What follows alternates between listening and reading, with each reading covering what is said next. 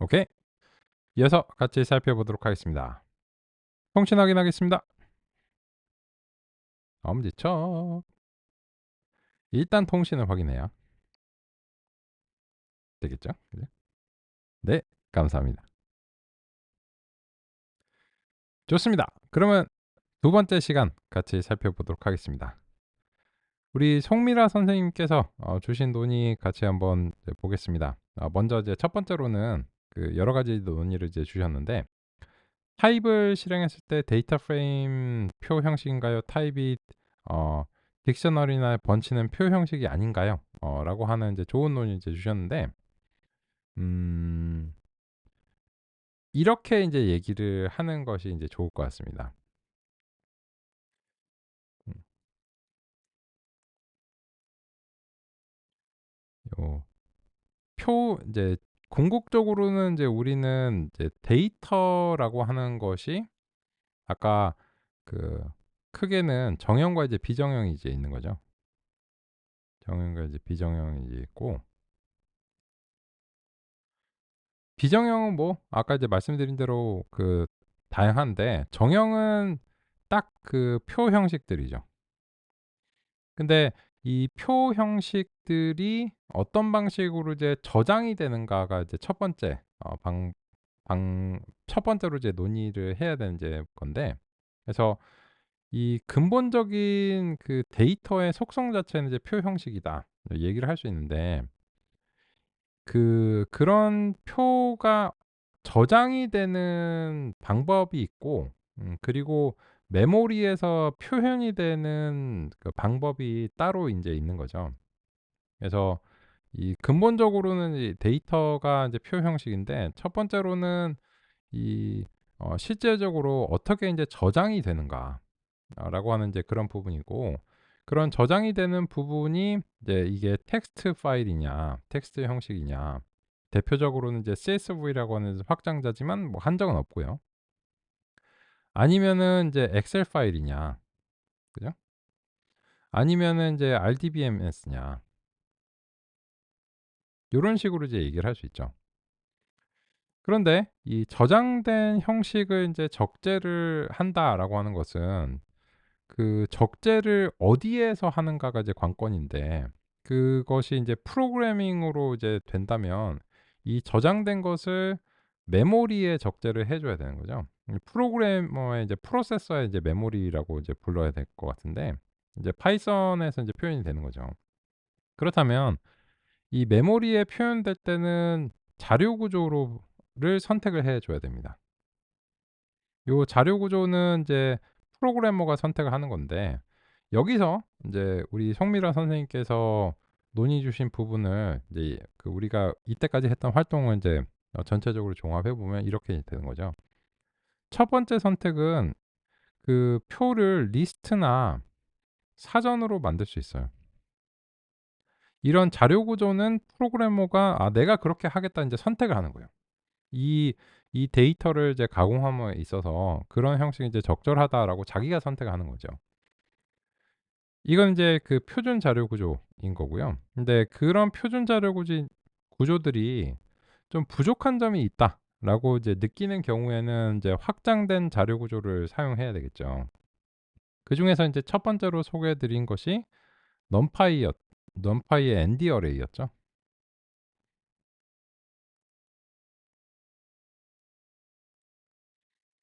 그런데 이제 세 번째로 이제 소개해 드린 것은 이제 펜다스의 데이터 프레임입니다.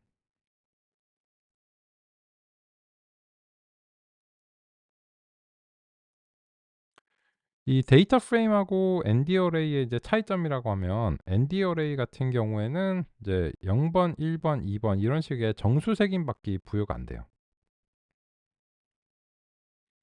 연산은 인제 잘 되는데, 근데 데이터 프레임은 거기에 대비해서 보시면 알겠지만 요 그 색인이 있을 수 있고, 또 열 제목들도 뭐 설정이 가능하다든지 그 밖에 인제 기타 등등의 이제 기능들을 이제 가지고 있습니다. 그러면 이제 그 선생님께서 주신 논의를 우리가 인제 현재의 구성으로 쪼끔 더 이제 보강해서 말씀을 드리면, 어 정보의 근본적인 속성 자체가 표 형식이다라고 하는 것은 저장 방식과 자료 구조를 떠나서 그냥 존재하는 겁니다. 그러니까 이런 거죠.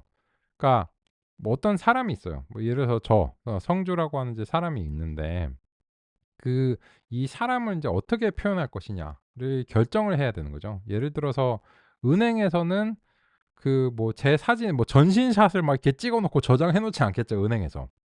은행에서는 저를 뭐로 표현할까요?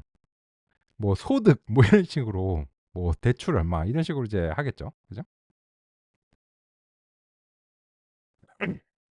아이고 죄송합니다.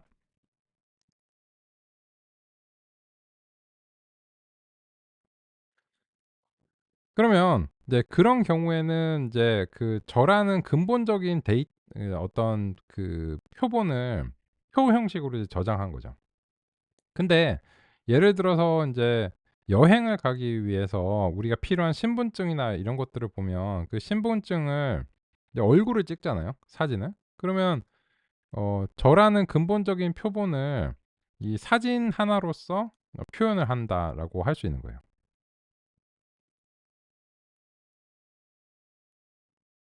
이런 식으로. 그죠? 근데 그 얘기가 지금 이제 "무슨 상관이냐?"라고 하실 수 있는데 마찬가지로 이 표 형식을 어떤 방식으로 저장하든지와 상관없이 표는 표예요. 그러니까 은행에서 뭐라고 저를 표현하든지 간에 그냥 저는 거고 또 이제 여권 사진에 그 제가 어떻게 나오든지 간에 그 뭐 포토샵으로 막 가공하고 이런 거랑 이제 어느 정도 이제 유사하면 되는 거죠. 그죠?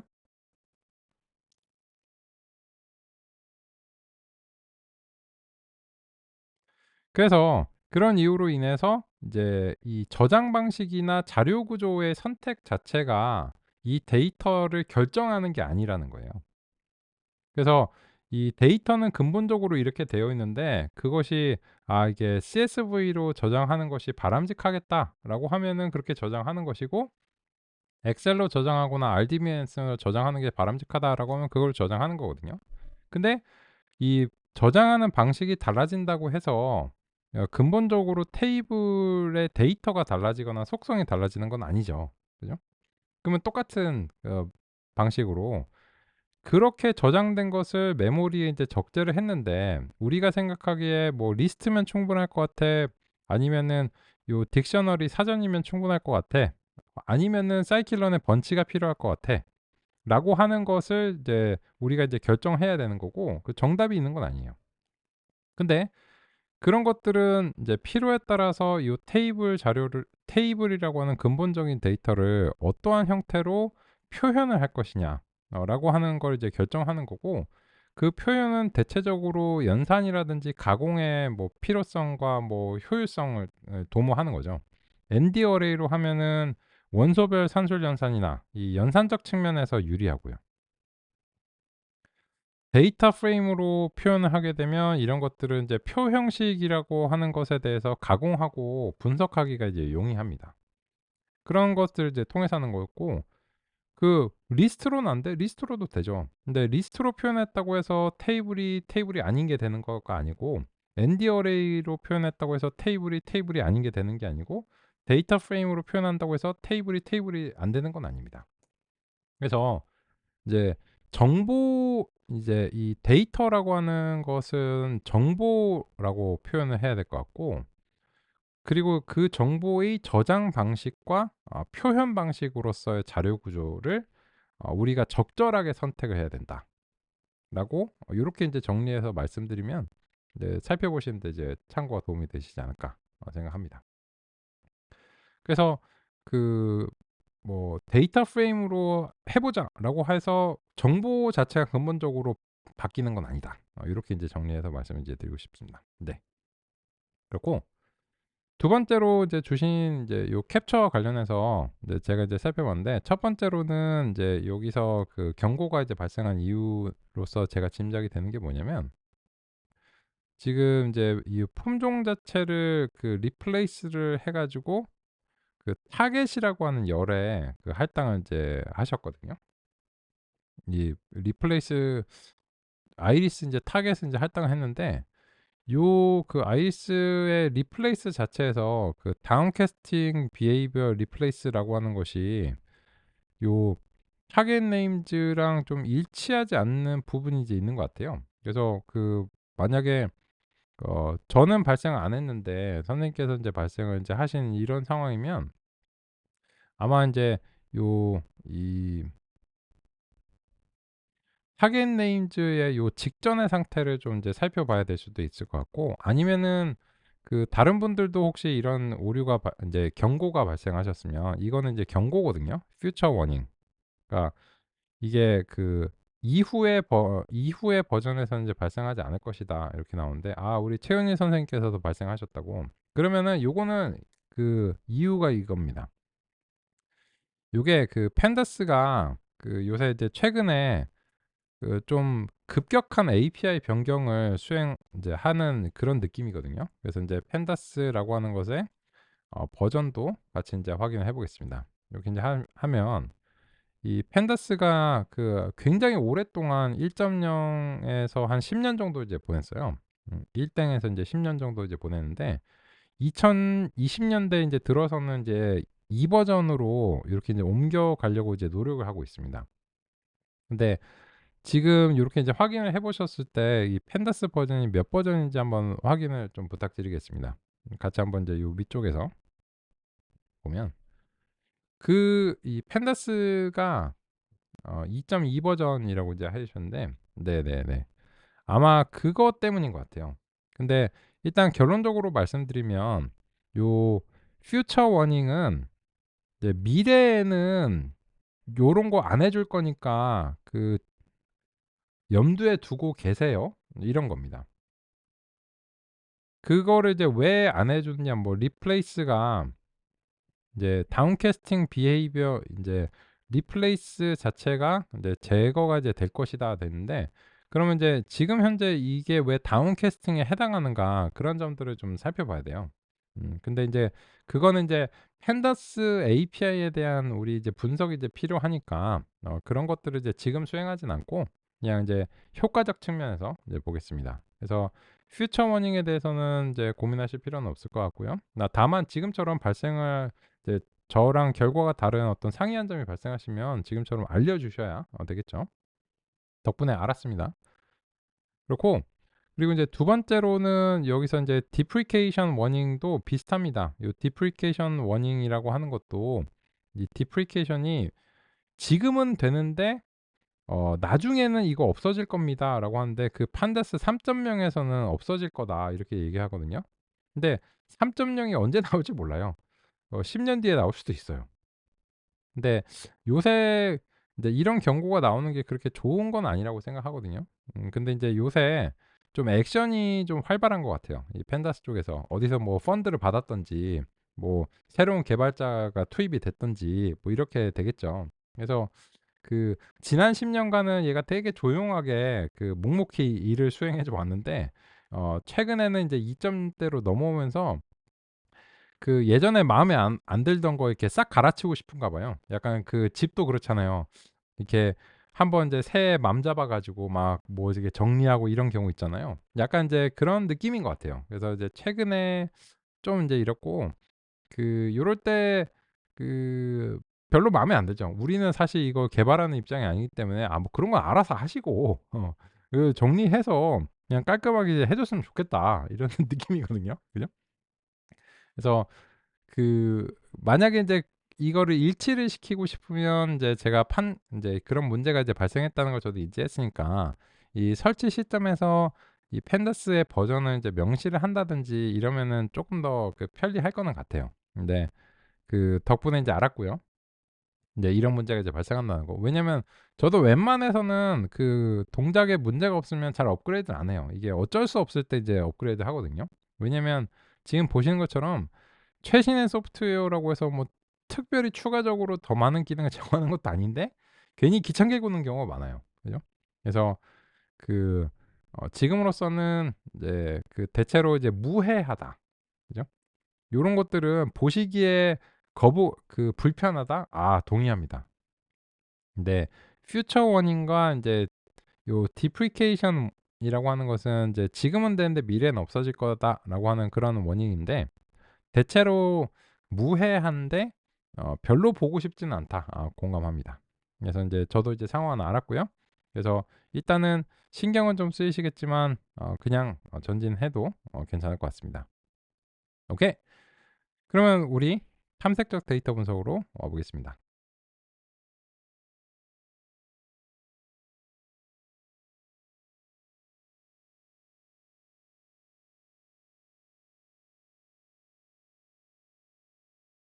음. 그러면 인제 아까 우리가 인제 다음과 같이 인제 데이터 전처리의 흐름에 대해서 말씀을 드리면서 표 형식이라는 게 무엇인가에 대해서 인제 좀 상당히 인제 상세하게 논의를 이제 드렸고요. 두 번째로는 이제는 그 모형에 대해서 우리가 점차 인제 다가가기 위해서 노력을 해 보겠습니다. 그러기 위해서 이제 이 붓꽃들을 분류하기 위해서 어떤 수준의 모형이 필요한가, 이런 것들을 인제 알고 싶은데, 그 시각화를 한번 시도를 해 보자는 거죠. 근데 아까 제가 인제 여기서 말씀드리면서는 "시각화 그렇게 도움이 안 됩니다."라고 말씀드렸고 여전히 사실이에요. "왜 도움이 되는구만 이때까지. 이때까지 시각화해 갖고 뭐 도움이 되게 된다고 말했잖아." 그게 지금 요 붓꽃 데이터 정도는 괜찮아요. 이게 뭐 특성이 4 개거든요. 근데 보통 40 개, 400 개, 4,000 개짜리를 하면 시각화가 안 돼요. 거의 안 되고 한다고 해도 도움이 거의 안 돼요. 약간 억지로 하는 느낌이고, 그래서 그 이 저차원의 데이터셋에서는 이제 전통적으로 통계에서는 저차원 데이터를 다루기 때문에 거기서는 이제 시각화를 이제 해 왔었거든요. 근데 처음에 개념을 이해할 때는 시각화가, 저차원 시각화가 되게 도움이 돼요. 그런 측면에서 이제 보겠습니다. 아우, 이제 뭔가 좀 해 볼까요? 이제 플롯 인제 카인드에서 요 스캐터 라고 살펴보려고 합니다. 근데 지금 인제 하려고 하는 인제 작업에 대해서 그 소개를 좀 드리자면, 이제 요런 인제 작업을 이제 할 거예요. 임의로 뭐 어떤 것을 인제 X축으로 인제 간주를 하고 그리고 어떤 그 속성 하나를 이제 Y축으로 이제 간주를 하려고 합니다. 예를 들어서 요 인제 그 꽃잎에서 하나, 꽃받침에서 하나 인제 꼽자면 요렇게 인제 꼽아 볼 거예요. 그럼 이제 꽃받침을 X축으로 하고, 그죠? 요 X1이라고 이제 부를게요. 그래서 꽃받침을 인제 X축으로 하고 꽃잎의 높이를 이제 Y축으로 한다 하면은 인제 X3 번을 Y축으로 하는 이런 이제 형태가 되겠죠. 이게 유일한 형태는 아니고 여러 조합이 있죠. X1하고 X2를 인제 각각 X랑 Y축으로 해도 되고, X2랑 X4를 각각 X와 Y축으로 해도 되죠. 그 서로 인제 4 콤비네이션 이만큼의 조합이 가능하죠. 2 차원 평면에서 인제 다음과 같이 표현하려고 한다면요.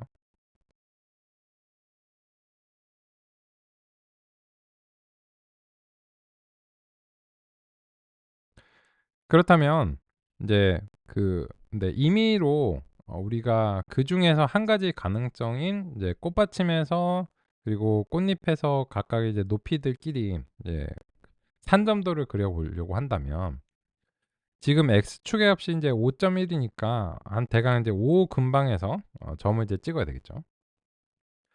그리고 인제 X3이 인제 1.4 니까 요게 인제 1 하고 2 사이 정도에서 점을 이제 찍어 줘야 되겠죠. 그러면 이제 대강 인제 요 정도에서 인제 찍자는 거예요, 점을. 그러면 인제 요 첫 번째 표본을 요렇게 이제 표현하고, 요 첫 번째 표본을 원래는 5.1, 3.5, 1.4, 0.2 요렇게 인제 되어 있는데, 이 중에서 인제 5.1하고 1.4만을 선택해서 이렇게 인제 점을 찍어 보는 겁니다.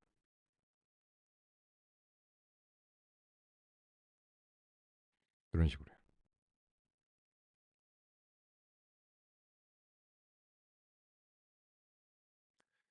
이런 아이고.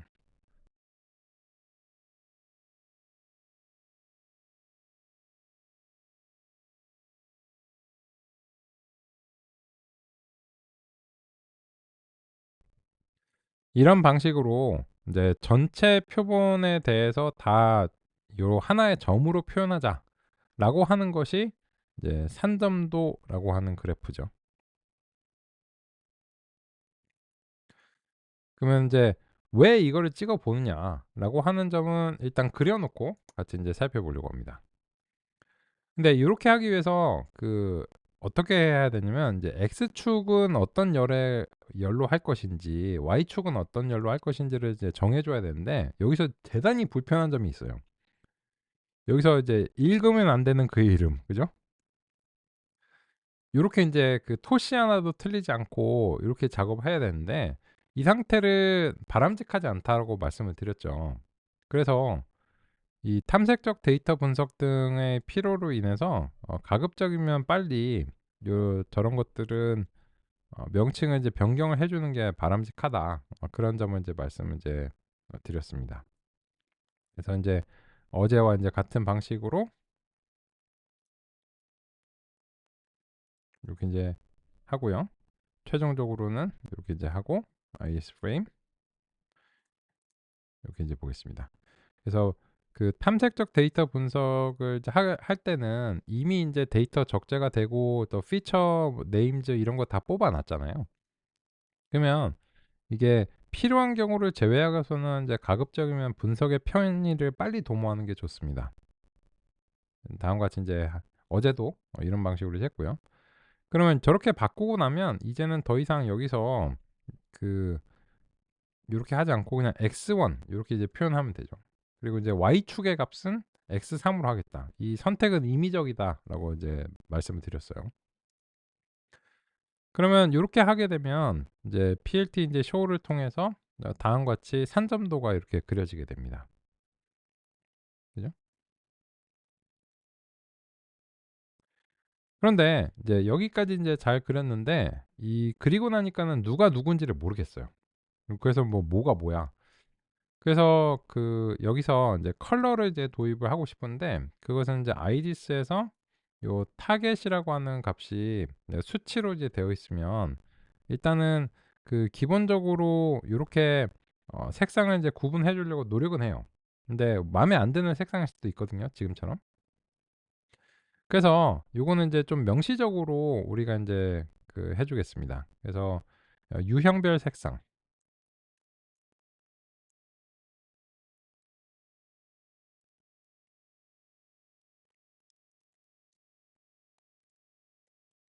그걸 인제 해 주고 싶은데 요 아이리스 인제 타겟이 어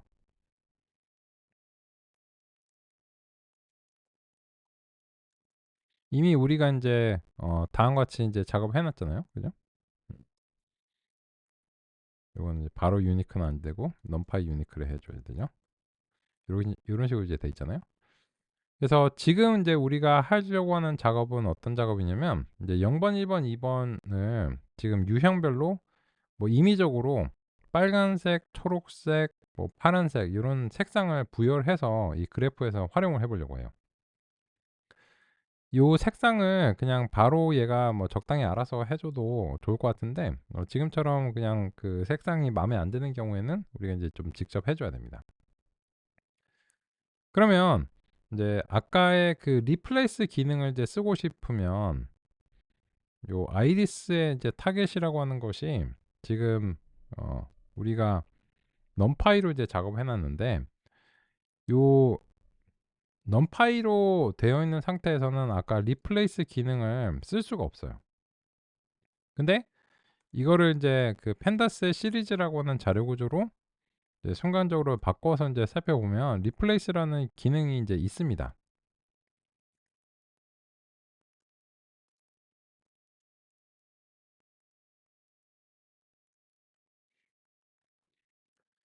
그래서 우리가 인제 종종 ND 어레이랑 판다스를 왔다리 갔다리 하면서 하게 되는데 그러면 인제 헷갈린다고 이제 생각하실 수도 있어요. '아 왜 numPy로 계속하지 굳이 판다스로 바꿨다가 또 바꿨다가 또 바꿨다가 이러냐.' 이렇게 생각하실 수 있는데 그 이유는 인제 어디서 작업하는 게 이제 편리하냐는 거예요. 그래서 비교해서 이제 보여 드릴게요. 그러면 지금 아이리스 자체가 아이리스의 인제 타겟에 대해서 우리가 작업을 해야 되는데 아이리스의 타겟이 지금 이제 numPy인 상황으로 먼저 이제 해 보겠습니다. 목표는 무엇이냐면 이 0 번, 1 번, 2 번을 RGB로 이제 바꾸는 게 목표예요. 근데 자료 구조를 안 바꾸고 싶어. 그러면 인제 제가 인제 생각나는 방법이, 이게 유일한 방법은 아니겠지만, 요게 인제 그 만약에 인제 1 번인 경우에는 인제 R로 이제 바꿔 달라, 요런 식으로 하고, 아닌 경우에는 한 번 더 이제 따져야 되는 거예요. numPy 이제 웨어를 통해서 아이리스 인제 타겟을 해서, 만약에 1 번인 경우에는 네 초록색으로 하고, 그래도 아니면 인제 파란색으로 바꾸겠다, 요런 식으로 해서 이거를 그 유형별 색상으로 우리가 인제 선택하는 것도 이제 가능합니다.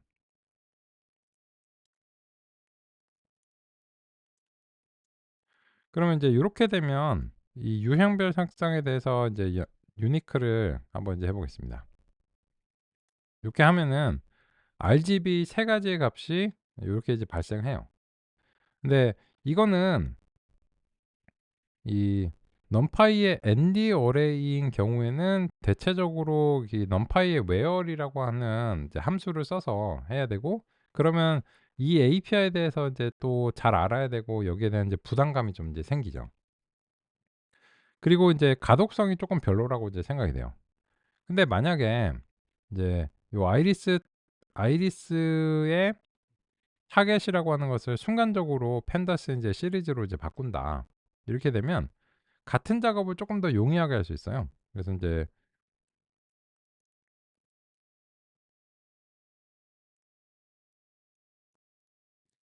replace 이렇게 인제 해 가지고 그 0 번, 1 번, 2 번이 있잖아?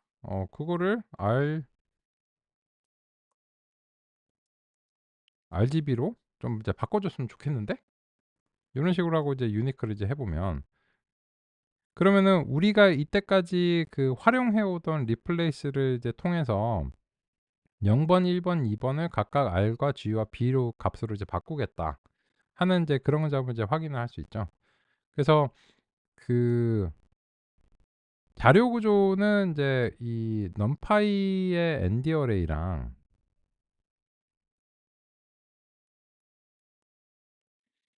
요 펜다스들의 이제 자료 구조들을 이제 종종 이제 서로 혼용해서 인제 사용을 하는 게 이익이 있을 때가 있어요, 지금처럼.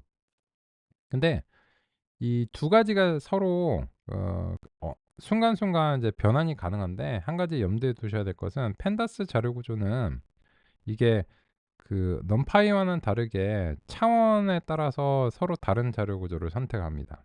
그래서 인제 데이터 프레임이라고 하는 것이 이때까지 소개가 됐는데, 요건 인제 2 차원의 이제 표고, 그 행이나 열 하나를 선택하는 경우에는 1 차원적으로 그 표현이 되기 때문에 걔네는 자료 구조가 달라요. 즉 이 numpy 같은 경우에는 n 차원을 하나의 자료 구조로 상대하는데, 이 펜다스는 필요에 의해서 시리즈와 데이터 프레임이라고 하는 자료 구조를 이제 크게 구분을 합니다. 그래서 보통 우리는 그 분석과 가공의 목적을 위해서 근본적으로 이제 저장 자체는 ND 어레이로 되어 있는데, 이 필요에 따라서는 그냥 펜다스로 바꿔서 그 알고 있는 메소드를 사용하는 게 훨씬 더 수월할 때가 있어요. 아니면은 인제 요 numpy 쪽에 가서 인제 작업하는데, 그 이런 것들은 이제 numpy 쪽에서 데이터를 강화하는 거는 펜다스보다 이제 훨씬 더 좀 까다로운 편이거든요. 사실 인제 그런 이유 때문에 이 numpy가 나온 거예요. 아니 펜다스가 나온 겁니다. 무슨 말인가면, numpy가 제 기억으로는 2006 년에 나왔던 것 같아요.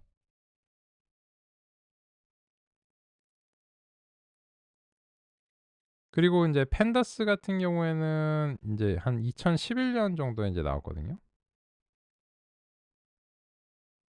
저는 인제 그 요때쯤부터 실제로 이제 쓰고 있었고, 당시에 인제 그 대학원에 있을 땐데, 그때 인제 매트랩을 기존에는 인제 그 대학들에서 많이 사용해 오고 있었거든요.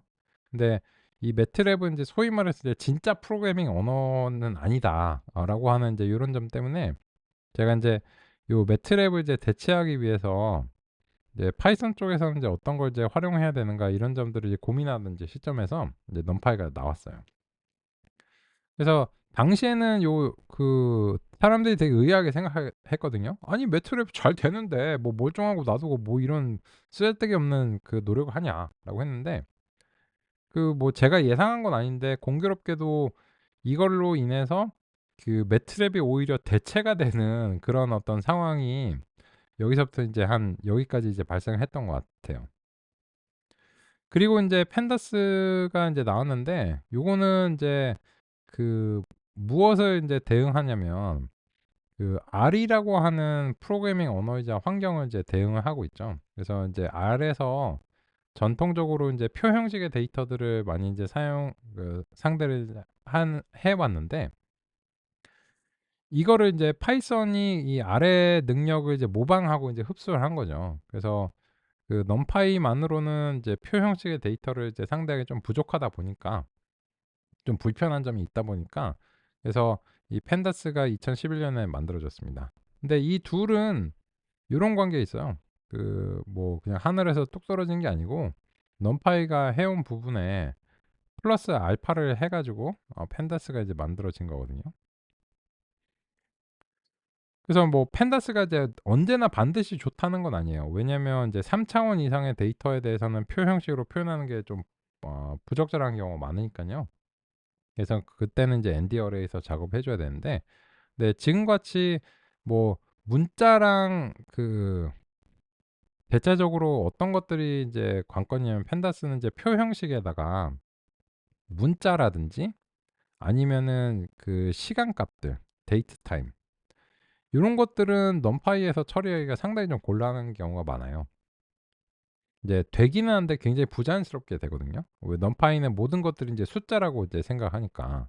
근데 실제 우리가 표 형식 표에 그 담겨지는 데이터들은 그런 숫자 형식이 아닌 것들도 많다는 걸 이미 잘 아시잖아요.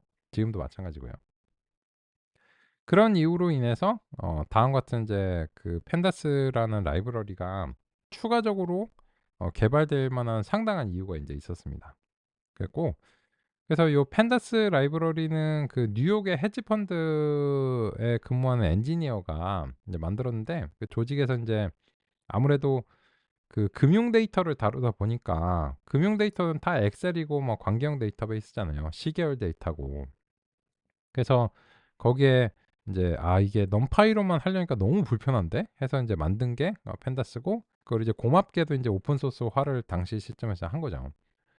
그 이후로부터는 인제 요 두 가지의 조합이 어 데이터 과학의 그냥 주춧돌처럼 이제 사용되고 있기 때문에 지금 인제 2020 년대에는 그냥 넘파이랑 펜다스는 무조건 알아야 되는 이제 대상이 된 거죠. 하여튼 인제 그렇습니다. 그래서 그 우리도 이제 앞으로 데이터 가공을 종종 해야 돼요. 왜냐면 기계학습에서는 그게 이제 필수적인 내용이고 그러면 인제 선택을 해야 되는 거죠. '이런 식으로 할 것인가?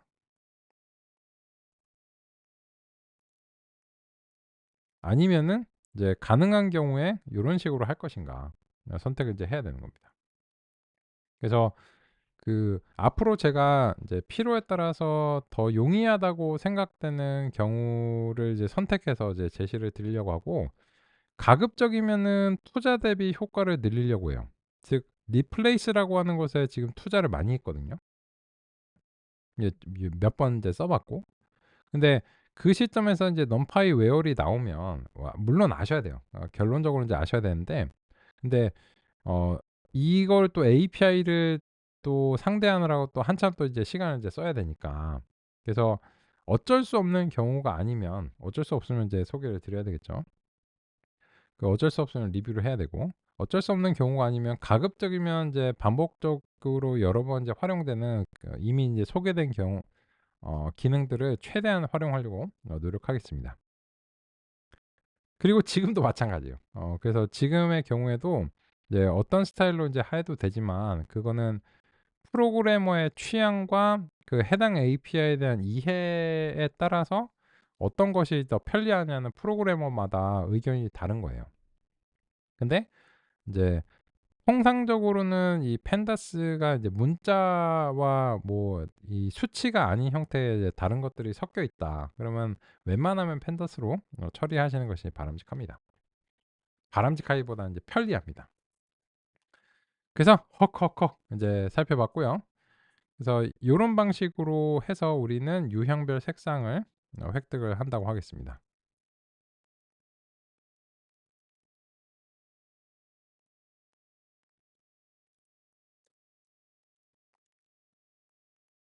근데 여기서 인제 주의하실 것은 요 마지막에 유니크가 없어야 돼요. 그래서 인제 유형별 색상 자체가 요런 식으로 이제 나오고, 그리고 인제 여기에 대해서 인제 value count라고 하는 것을 하면 그 요 value count라는 기능도 그 numpy 자료 구조에는 없어요.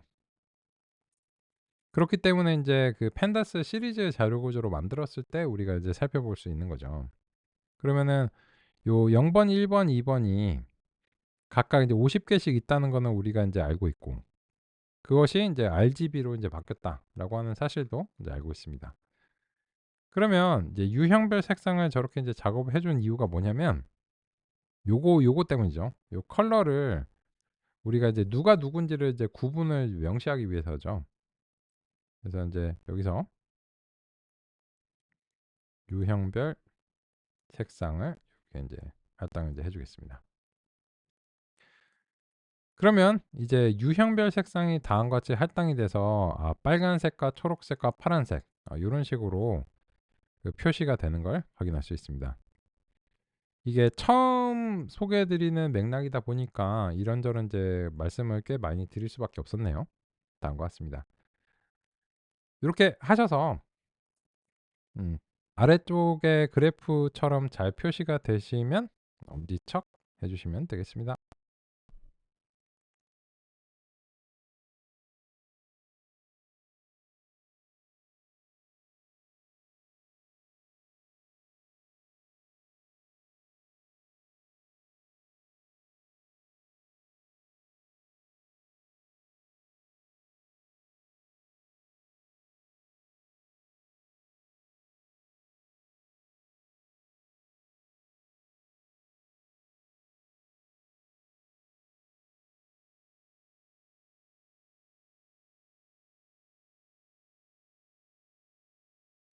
좋습니다.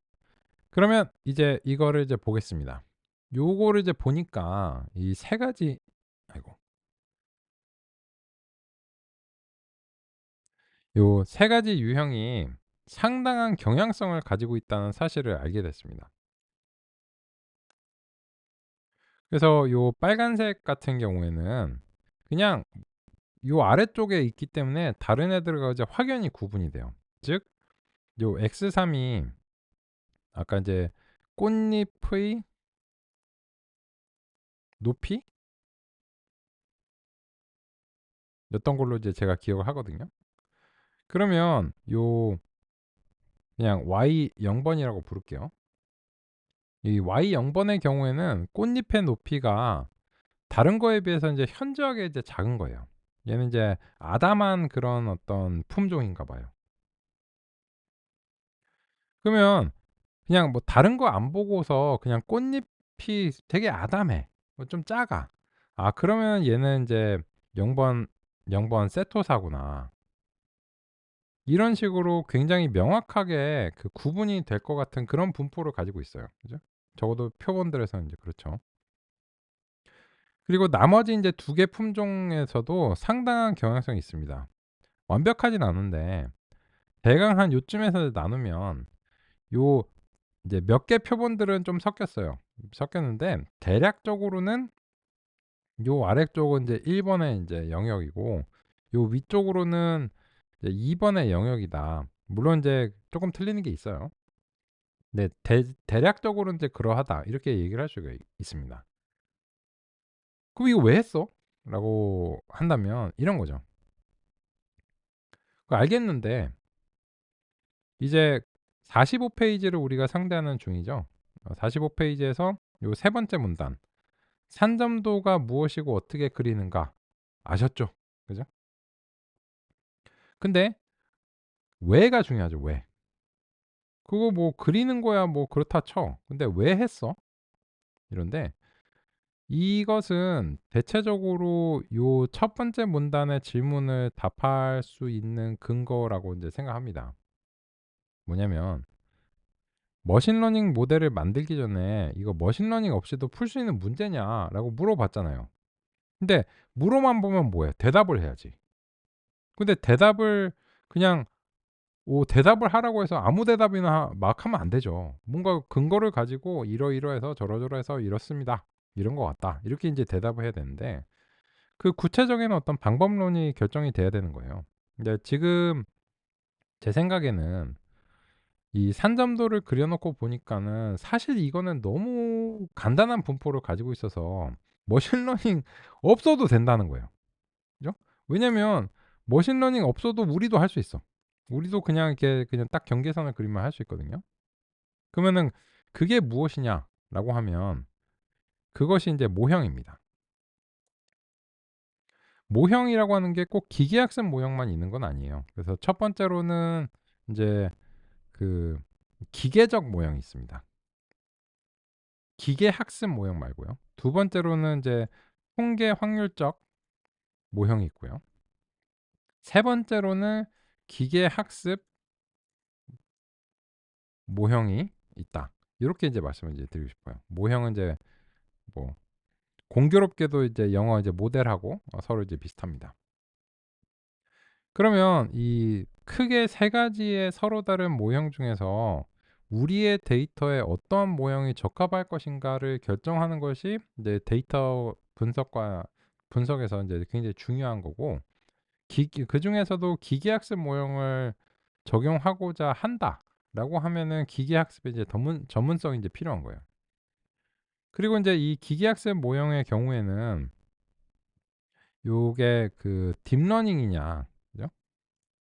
아니면은 인제 기존의 인제 기계학습 모형이냐 아니면은 이제 그 이후에 인제 딥러닝이냐 소위 말하는 이런 건데 딥러닝도 기계학습이에요.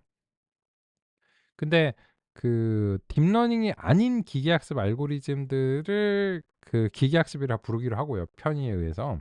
딥러닝은 좀 특별한 형태를 가지니까 딥러닝도 사실은 기계학습 알고리즘인데 딥러닝은 딥러닝으로 이제 따로 부르겠습니다.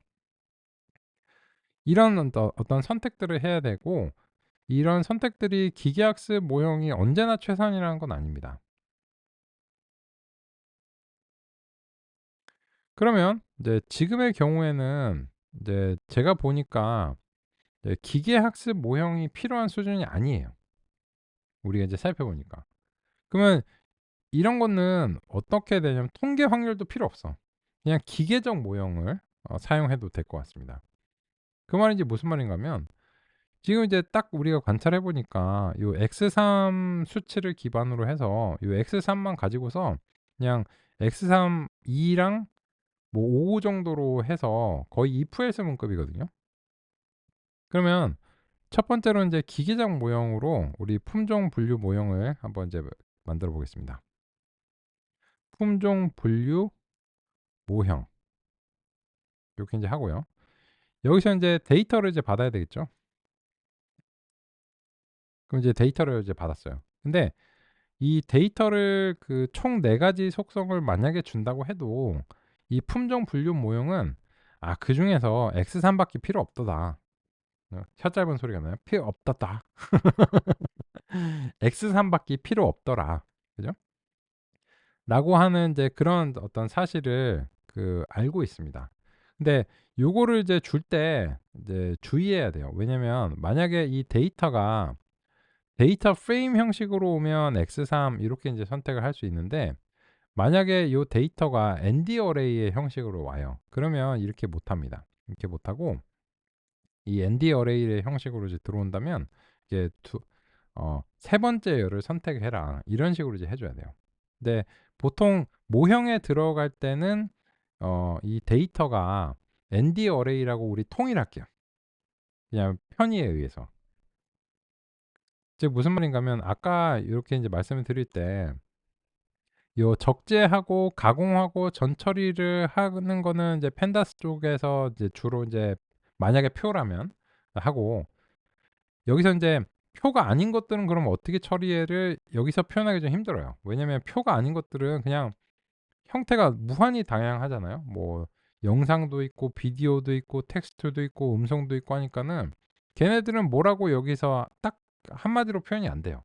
하나만 사용해서 처리가 될 수 있는지 모르겠고요. 그래서 근데 표의 경우에는 그 대체적으로 이제 펜다스로 처리한다고 이렇게 표현해도 프로그램적으로는 괜찮을 것 같습니다. 근데 모형에 들어가기 일보 직전에는 어쨌든지 그 ND 어레이를 뽑아내서 '모형에 들어간다.'라고 우리 인제 다음과 같이 인제 정하겠습니다. 왜냐면 많은 기계학습 라이브러리들이 입력 데이터가 ND 어레이의 형식이라고 가정하기 때문입니다. 그래서 그런 이유 때문에 그렇고요. 사이킬런도 마찬가지입니다. 그러면 만약에 그렇다면 이 데이터가 ND 어레이의 형식으로 들어와 줘야 되고, 그러면 이제 X32 요렇게 인제 선택이 이제 돼 줘야 됩니다. 그렇다면 여기서는 인제 그 우리가 품종을 분류할 때 아까 numPy의 where를 지금으로서는 이제 쓸 수밖에 없겠네요. 그래서 왜냐면 인제 이게 그 ND 어레이 형식이니까, 그래서 인제 품종을 인제 예측하고 이제 판정하는 거죠, 판정. 그래서 인제 numPy 이제 where를 통해서 만약에 x3이 2.0 보다 작아. 그러면은 인제 그 0 으로 이제 판정을 하는 거죠. 0 번, 1 번, 2번 중에서. 근데 아니야. 그러면 인제 경우를 한 번 더 따져야 되죠. 그래서 인제 x3이 5.0 보다 작아. 그러면 1 번으로 판정하고. 근데 이때는 여기에 넘어온 것들은 2.0 보다 큰 것들만 넘어오기 때문에 그냥 여기서는 이제 복잡하지 않게 요렇게만 해 줘도 2.0 이상인 것들을 이제 무조건 가정하고, 그래도 아니야. 그런 경우에는 그냥 2로 판정하 해서 이거를 어 품종 분류를 이제 끝내겠다는 겁니다. 그러면 이 numpy where이라고 하는 것을 이제 아직 상세하게 소개를 안 드렸는데 어쩔 수 없이 소개를 드려야 되겠네요. 근데 결론적으로는 요거는 그냥 if else 문입니다. if else 문으로 하는 것들은 대체로 이제 기계적 모형이라고 봐야 돼요. 얘는 뭐 지능적인 동작을 수행하는 게 아니고 뭐 이건 이거고 저건 저거야 이런 식이잖아요. 그죠? 그래서 그 뭐 이제 관공서에서 업무를 처리할 때나 이런 것들도 그냥 딱 정해졌죠. 논리적인 기계가 있고, 그 논리적인 기계가 인제 행정 체계와 시스템인 거죠. 그런 행정 체계와 시스템에 그냥 형식을 맞춰서 이게 집어넣어야 돼. 그거를 뭐 사람이 처리하든 어떤 자동화된 무엇이 처리하든지 간에 어쨌든 그 형식이 맞아야 돼요. 그죠? 그래서 이런 식으로 만들면 우리는 사실상 기계적 모형을 만들었다라고 할 수 있습니다. 그러면 이제 관건이 무엇이냐면 그런 기계적 모형이 충분하냐는 거죠. 그죠? 그래서 지금 우리가 예측을 시켜 볼 텐데, 그러면 이 품종 분류 모형에 지금 데이터를 아이리스의 데이터로 이제 집어넣어야 되겠죠. 그래서 인제 아이리스에 우리가 이제 작업해 놓은 데이터를 이렇게 이제 집어넣고 이렇게 획득합니다. 그러면 이제 나왔어요.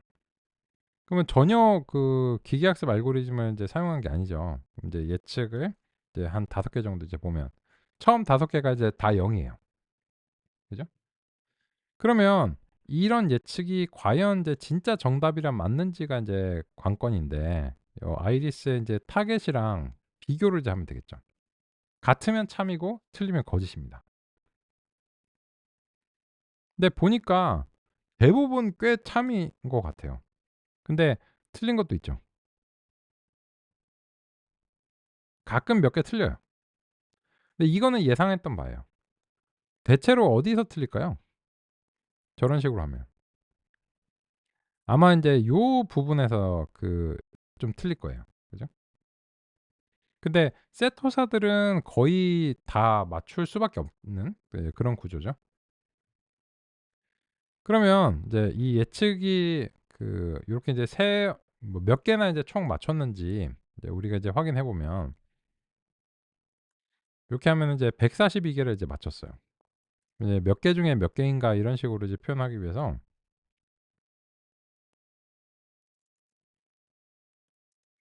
전체 인제 데이터 인제 길이도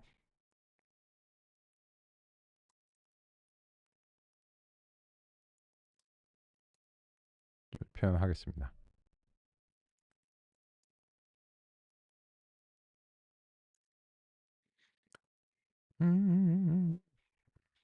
따옴표가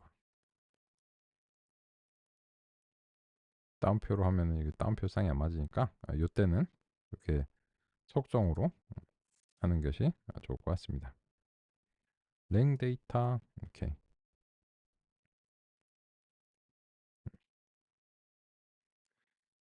그러면 전체 150건이 있는데 그중에서 이제 142개의 정답을 맞췄다라고 하는 것인데 그 정답을 맞추는 방법이 모형을 이제 활용한 거고 그 모형은 첫 번째로 이제 이 기계적 모형을 이제 활용한 것입니다. 근데 그게 상당한 효과가 있다라고 하는 점을 먼저 확인했습니다. 오케이. 우리 이번 시간 여기까지 살펴보겠습니다.